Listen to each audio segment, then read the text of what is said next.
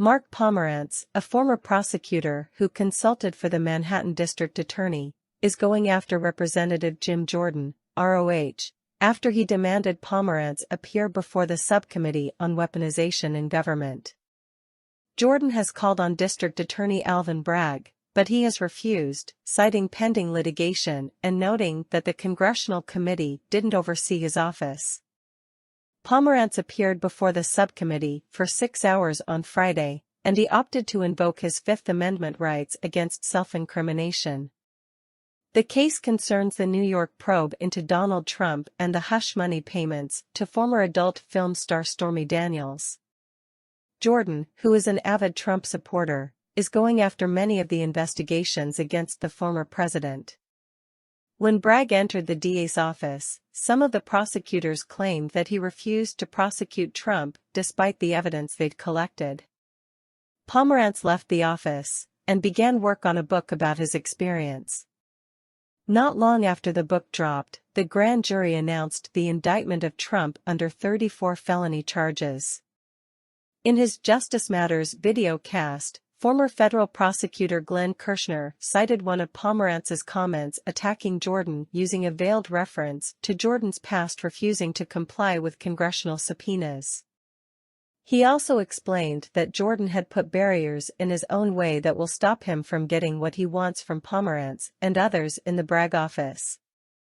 Pomerantz called out Jim Jordan for unlawfully defying a congressional subpoena, blowing off a congressional subpoena, Kirshner began in the video. To be clear, that constitutes the crime of contempt of Congress. Yet now, the criminal is issuing subpoenas to others, expecting them to comply. I think that qualifies as irony, at a minimum. We are gathered here because Donald Trump's supporters would like to use these proceedings to attempt to obstruct and undermine the criminal case pending against him, and to harass, intimidate, and discredit anyone who investigates or charges him, Pomerantz also said in his opening statement. Kirshner explained that since the past public statements, there is now litigation, which means Pomerantz is governed by a different set of rules than before an indictment.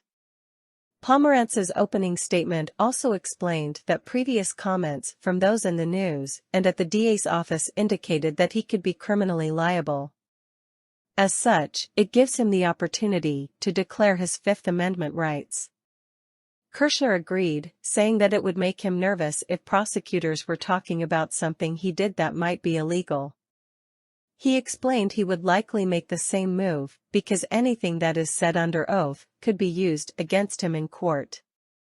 If Jordan truly wanted Pomerantz to give information, they could go to court and pursue the claim, saying that Pomerantz doesn't have the right to claim the Fifth.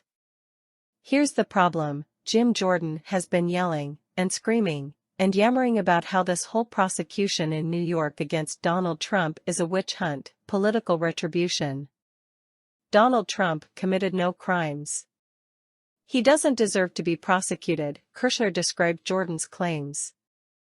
Essentially, Jordan is alleging that the prosecutors committed crimes themselves by bringing charges against Donald Trump. If that is his claim, Kirshner explained that Jordan couldn't go into court and compel any of the DA's office staff to testify or fight back against any Fifth Amendment pleas.